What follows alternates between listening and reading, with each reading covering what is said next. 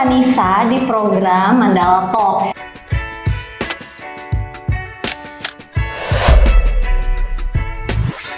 Nah, kali ini Anissa ingin ngasih tahu atau nge-review beberapa berita viral di minggu lalu yang mungkin menjadi pembahasan di media sosial, khususnya oleh warganet nih.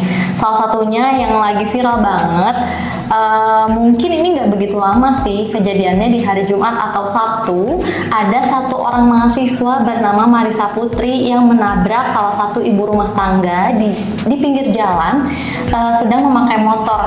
Kenapa sih sebenarnya Marissa itu jadi perhatian publik? Karena saat kejadian tersebut nih, si Marissa tuh ternyata sedang dipengaruhi oleh minuman keras dan juga ternyata positif narkoba nih sob. Berdasarkan kesaksian pihak kepolisian, Marissa menabrak Remti sekitar pukul 5:45 waktu Indonesia Barat di Jalan Tuanku Tambusai. Korban meninggal di tempat setelah terseret 5 meter oleh mobil tersebut. Setelah dilakukan gelar perkara nih, Marissa ini ditetapkan sebagai tersangka. Dari penjelasan Kasat Lantas Polresta Pekanbaru, Kompol Alvin Agung Wibawa mengatakan bahwa Marissa ini dijerat dengan ancaman 12 tahun penjara. Nah, menurut Sobat Mandala yang tahu nih tentang berita Marissa ini, menurut Sobat Mandala 12 tahun itu memang wajar atau enggak sih? Coba komen di bawah gimana menurut kalian tentang kasus Marissa Putri ini. Nah, kita beralih ke pemberitaan yang kedua nih. Nah, karena lagi rame banget soal Olimpik atau Olimpiade Paris 2024, dan rame banget juga nih tentang salah satu petinju asal Aljazair, yaitu namanya Imane Khelif. Nah, Imane Khelif ini jadi viral banget di media sosial karena diduga sebagai seorang transgender. Nah, ternyata nih dari Komite Olimpiade Internasional atau IOC memberikan klarifikasinya. IOC mengatakan bahwa informasi yang beredar mengenai Khelif tidak benar dan juga menyesatkan. Kali ini aku bakal bacain pernyataan resmi dari IOC-nya tentang Khelif gitu ya. Kami telah mencatat adanya laporan informasi yang menyesatkan tentang 2 atlet wanita yang berkompetisi di Olimpiade Paris 2024.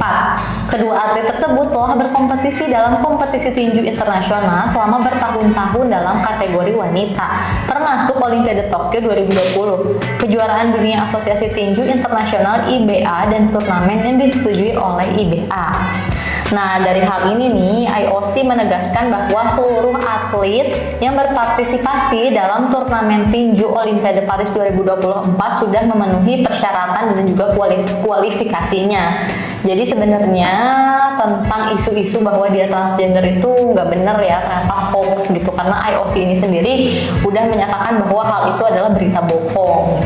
Tuh guys. Next ke berita ketiga, yang mungkin ini kayaknya udah 2 minggu rame banget nih di media sosial, mau Instagram, TikTok, Twitter, dimanapun gitu ya. Siapa lagi kalau bukan tentang Elrumi dan juga Syifa Haju. Pasangan baru ini kayaknya ngehipnotis nih warga masyarakat Indonesia, jadi ikut bucin juga, jadi ikut kasmaran juga sama mereka berdua. Nah, kemarin nih Elrumi dan juga Syifa Haju di media sosial banyak banget berseliweran kalau mereka ternyata lagi di Bali bareng-bareng sama teman-temannya juga. Nah, ada satu momen nih yang jadi sorotan netizen karena ternyata waktu Syifa Haju dan juga Elrumi datang ke salah satu restoran, yang mungkin di sini juga tahu nih restorannya adalah restoran milik mertuanya Jennifer Koppen atau milik ibunya dari almarhum Papa Dali gitu ya. Nah, kan memang Syifa Haju ini adalah teman dekat sama Jennifer. Jadi karena dia belum datang ke Bali semenjak kematian dari Dali, Papa Dali, jadi akhirnya mereka berkunjung gitu ke restorannya Yaya. Di situ Syifa Haju ternyata nih, Syifa Haju dan juga El tuh ternyata ketemu sama mantannya El. Mantannya El ini adalah Marsha Arwan. Nah, di situ ya kelihatan mungkin Marsha nggak lihat Syifa dan Syifa juga nggak lihat Marsha. Jadi akhirnya nggak ada interaksi sih di antara mereka kalau dari video-video yang beredar. Cuman kan kita nggak tahu ya di belakang kameranya kayak gimana. Tapi nih menurut Sobat Mandala di rumah, kalau Sobat Mandala udah jadi mantanan nih, terus kita ketemu sama pacar barunya mantan kita, biasanya apa sih yang kita harus lakuin gitu? Kalau aku sih emang bakal jadi canggung banget sih, kecuali memang udah dalam posisi yang benar-benar move on gitu. Jadi akhirnya apalagi kalau misalnya dua orang ini udah punya pasangan masing-masing, jadi ya apalagi gitu yang harus dibuat canggung. Oke Sobat Mandala, mungkin itu aja berita dari aku yang mungkin lagi viral, lagi terpopuler nih di minggu kemarin. Nanti kita akan ketemu lagi setiap hari Senin, setiap minggunya. Jadi jangan lupa subscribe dulu nih biar gak ketinggalan notifikasinya. Jadi see you Sobat Mandala, sampai jumpa di hari Senin depan.